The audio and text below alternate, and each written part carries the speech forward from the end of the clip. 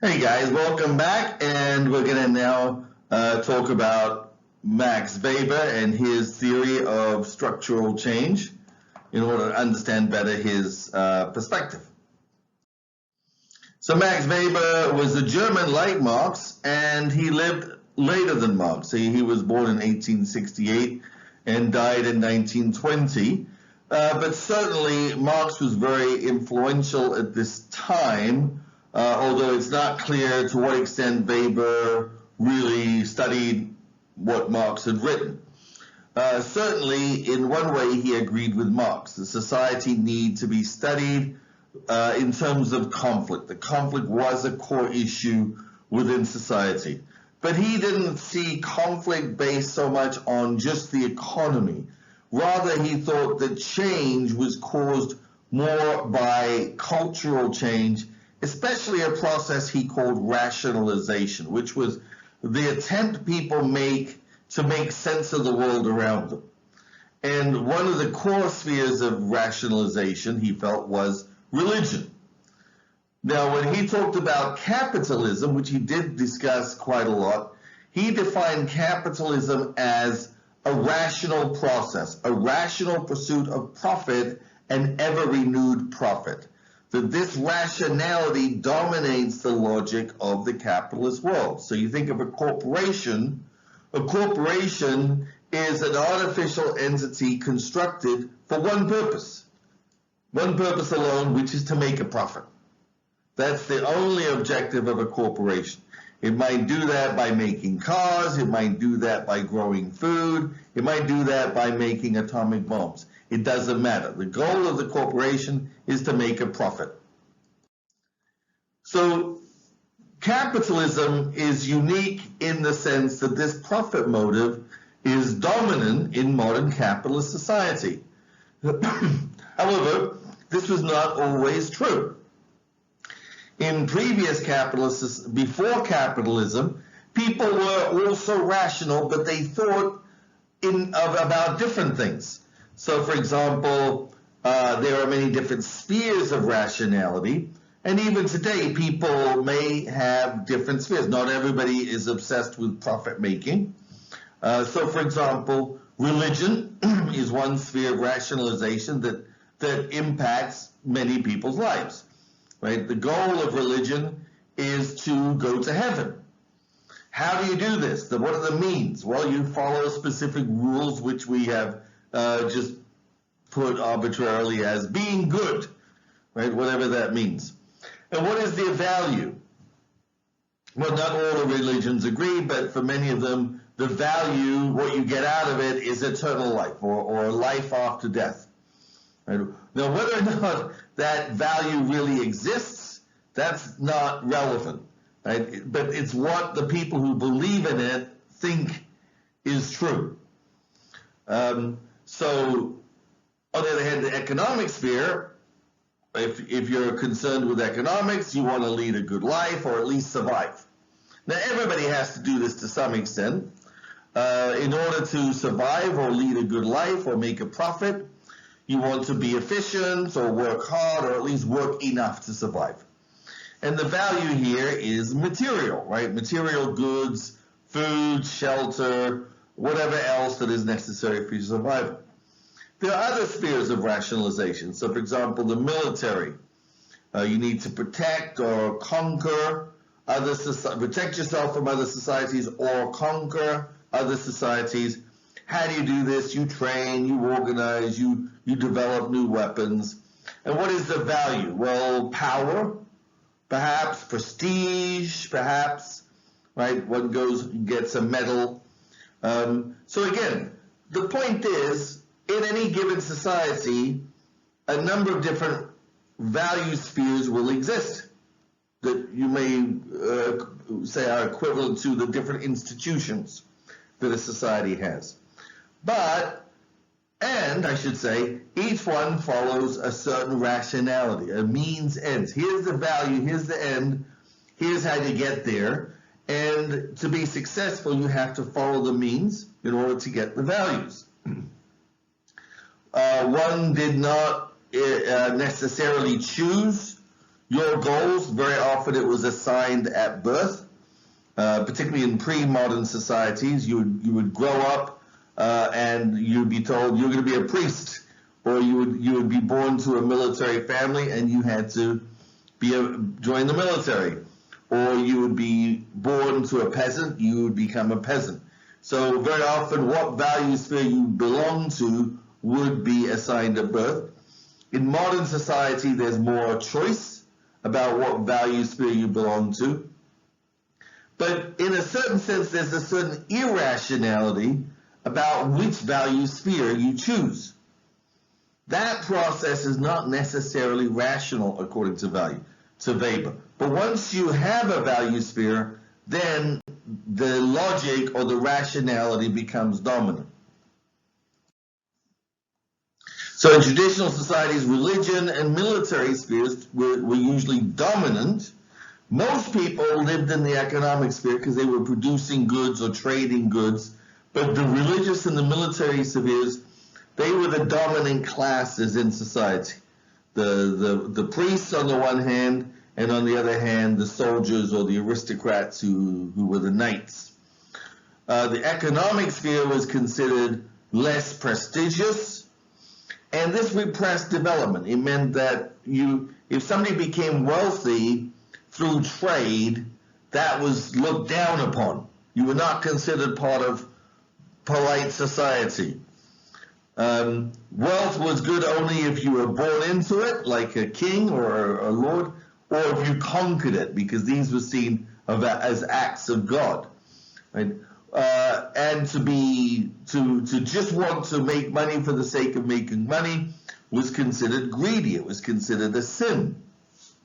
So while there were people around who were like capitalists, there were merchants, there were industrialists, there were wealthy farmers perhaps, they were not dominant. They did not control the value system of society.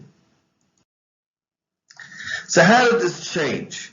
Now, Weber theorized that religion itself created the change, and he argued that this happened with the rise of Protestantism. Now, he wasn't saying that Protestantism created capitalism, but events in the rise of Protestantism led to the development of capitalism. So this is a bit complicated. Don't be too frustrated if you don't fully understand it, because it is a complicated thesis. All right, so you may know that throughout most of the Middle Ages, Europe was dominated by the Catholic Church. Everybody had to be Catholic, and if you weren't Catholic, maybe you were Jewish, that was allowed, but you were often discriminated against or sometimes attacked because you weren't fully part of the community and people suspected you of being, different. Now, at the same time, Catholicism told people, look, you can't be perfect like us. We're the church. We're going to be perfect. We will pray for your souls. We will give you confession, so you can live in the world of sin. You can live, make money, trade, get married, have children, but you have to come back to us because we're the pure ones. Priests and monks didn't get married, they didn't have property, so they were considered pure. But the problem was that the church in reality was quite corrupt. Many priests and bishops were getting married illegally or having children, which they weren't supposed to have. Many of the church became very wealthy and became involved in buying and selling stuff because people were giving a tenth of their money to the church. So it became fabulously wealthy. Monasteries became wealthy. Sometimes monks lived like rich people when they were supposed to be poor and pure. So Martin Luther in the 1500s led a protest. He wasn't the first, but he was the first to lead a protest and not be killed right away by the church. Right? And basically his protest was primarily against the corruption in the church. He said, this church is too corrupt. But he went a bit further than that. He didn't just say the church was corrupt. He said, how could a church made of people claim to be purer than everybody else? So he basically said the church was no better than anybody else, than any other institution in society. The church should not be on a pedestal.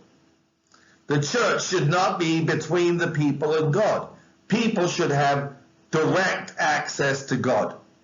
So in other words, in a way, Martin Luther abolished the church, or at least he said the church had no role as a special institution. Instead, the church should only be the congregation of people, and this is why in Protestantism you don't have priests. They're called preachers, and the preachers are no different from anybody else. They get married, they own their own property, and they collect a salary, and they have a job like anybody else. So the counterpart of that was that everybody who was a believer, if you were a Christian, you were just like anybody else in terms of your relationship to God. You had to go to God directly, pray to God directly, and you couldn't, for example, sin and then go and confess your sins and be absolved by the church. The church was not considered able to confess or forgive your sins. The other side of that is that, well, then what were people supposed to do? Well, then you had to live, any job you had to live it like you were a monk.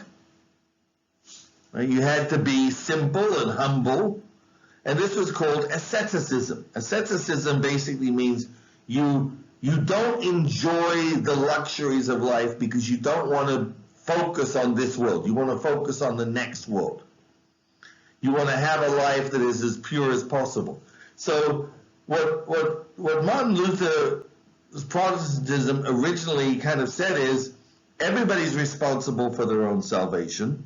If you're worried about your own salvation, then you should live a simple life like the monks. But you can't just give up the world. You still have to be married and you have to engage in trade. So any job has to be done in an honest, simple way, and if you're a good person, then God will take you to heaven. Now, a second person that Weber thought was very important in this process was a guy named John Calvin, and he started a branch of Protestantism called Calvinism, obviously by his name.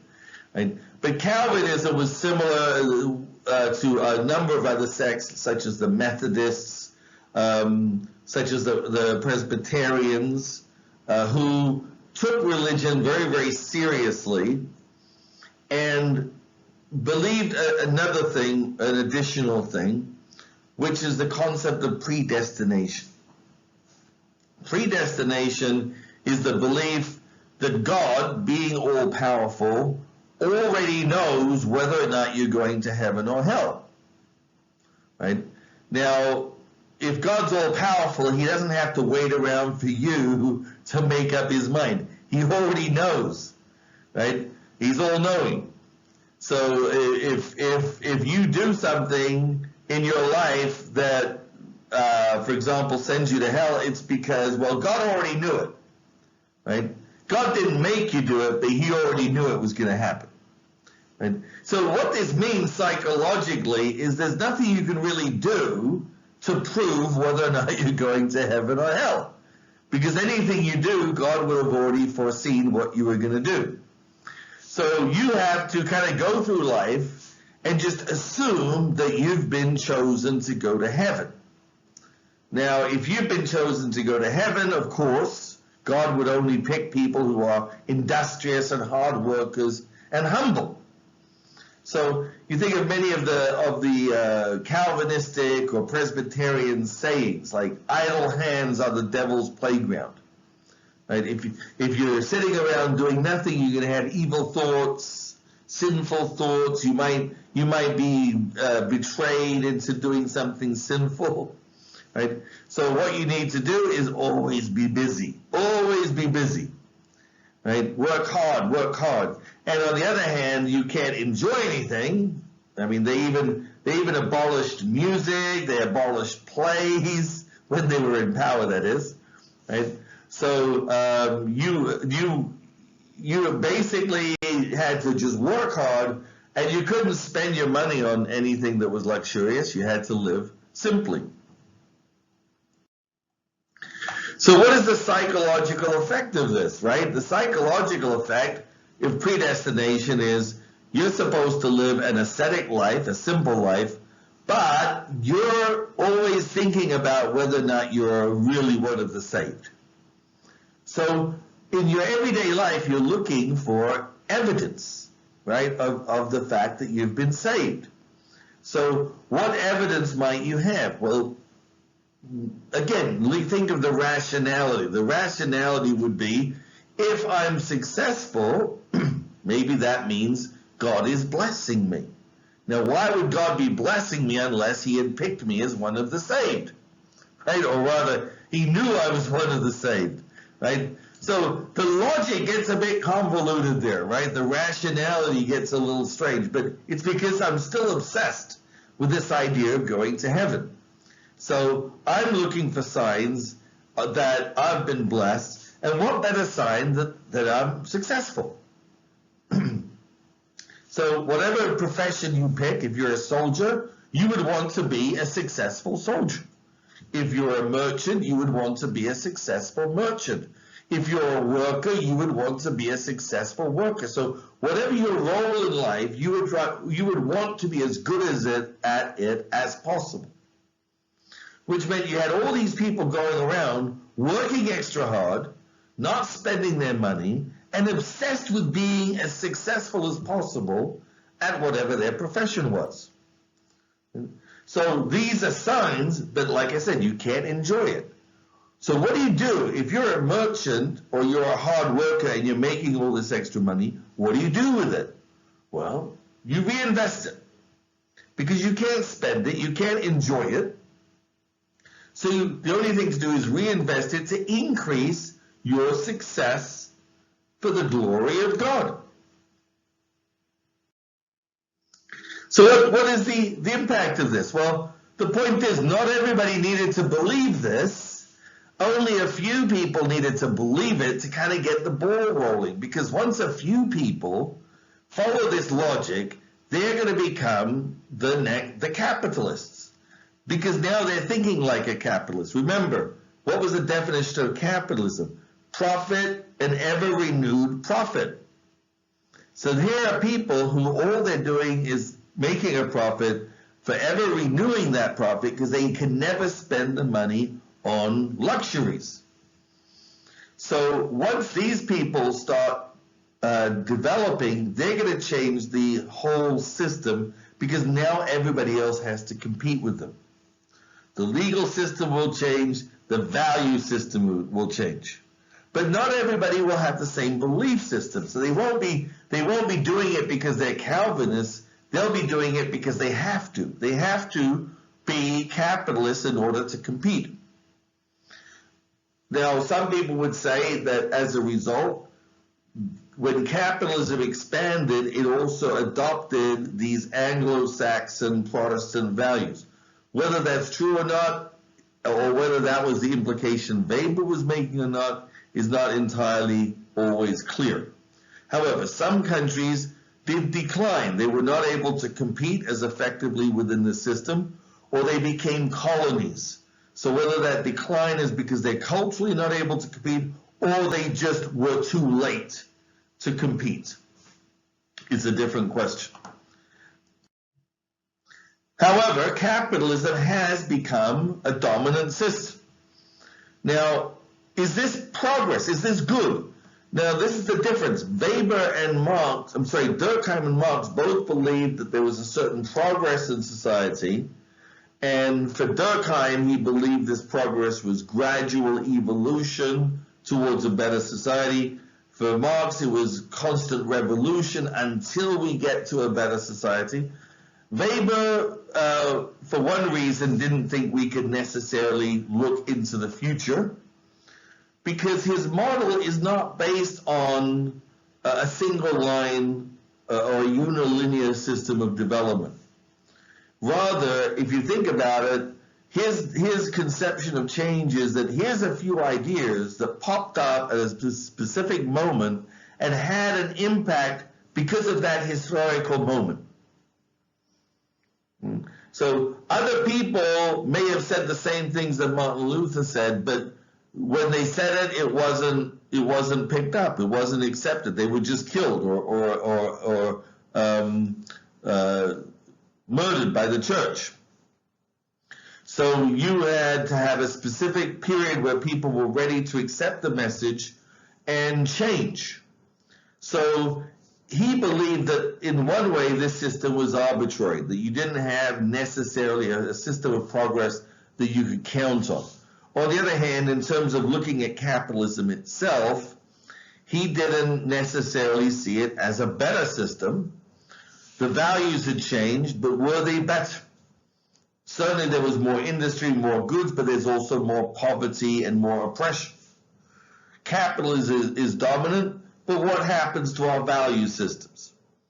And Weber, for example, described this system of rationalism as a cage, that we're trapped in this cage in which, even though we as individuals are not capitalists, or we're not part of the system, yet we're controlled by this system of profit making. And he believed that this system would continue until it reached some major crisis. As in his words, he said, until the last ton of fossil fuel is burnt. Maybe he was right. So could we predict the future? Since Weber believes change depends on great ideas that change the value system at a particular time, then future change is not really knowable. You might have somebody come up and they change the world in one way or another. You might think, for example, what if Adolf Hitler had been successful and had won World War II? Then his values would have been imposed, or at least would have made a significant change in the world. As it was, even the defeat of fascism, of National Socialism itself created many changes in our value system and in our world. Is communism the solution? Again, Weber didn't think so. He felt communism was another form of rationalization that didn't necessarily improve over capitalism.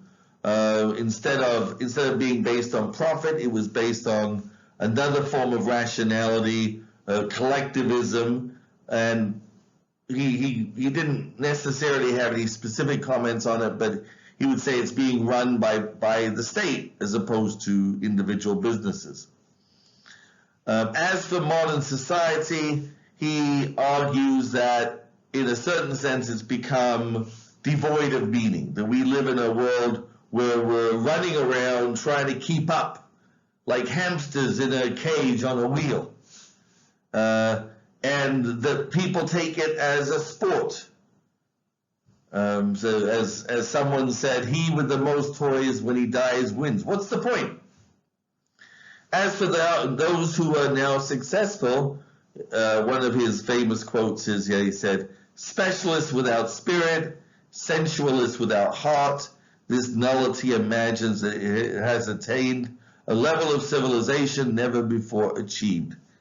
He's being sarcastic, one would say. That here we live in a civilization, we think that we've created something brilliant, and in fact, it's just another form of cage.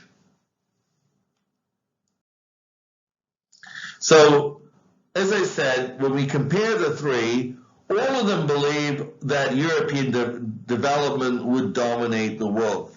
Maybe for slightly different reasons, but certainly the industry and capitalism was developing in Europe, and the potential of that was going to be global, as it has been in many ways. Durkheim and Marx believed that the process of social change went through specific logical stages to, they both hoped, a better society. Weber was not so optimistic. He saw change, even though his theory is based on rationality, the change itself was somewhat irrational because it is influenced by the intersection of values in unforeseeable ways. So it's a bit like chaos theory. So something might happen, you can't tell exactly what impact it's going to have because it's going to be affected by many different variables at the moment. But they all believed in paradox. In other words, that change is not something that humans actually necessarily directly control. Marx said, man makes his own history, but he makes it behind his own back.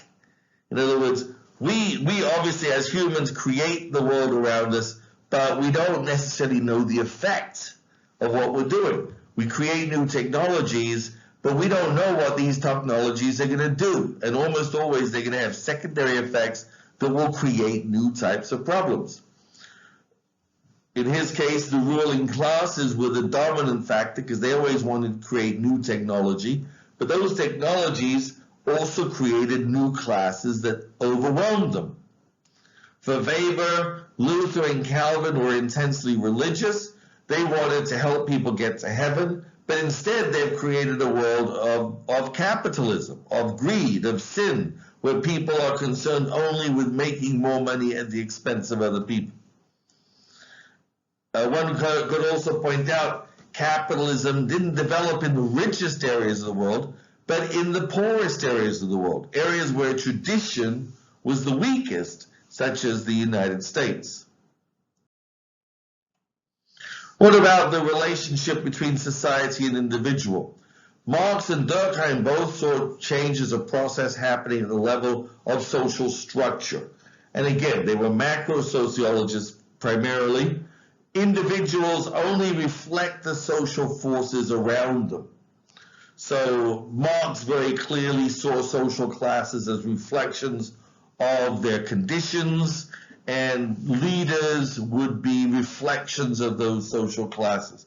That was the way he normally analyzed historical processes. Weber, on the other hand, saw key individuals as able to change the course of history. They're able to do things that other people wouldn't do.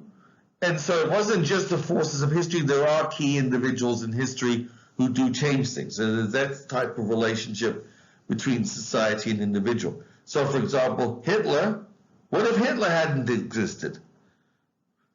Would we have had a Holocaust? Would there have been a Second World War? If there had been, would it have been as destructive? Or think about somebody like Winston Churchill. Other people wanted to give up. They wanted to surrender. So if Winston Churchill had not been there, would England have lost World War II? Would they have given up World War II? And you think about how that would have changed society from that point forward. So that was more the way Weber thought about the relationship between society and the individual. Well, thank you very much for joining me on this lecture. I hope it wasn't too long for you, and I hope you enjoyed it. Make sure you check your companion before you take your quiz. All right, have a good day.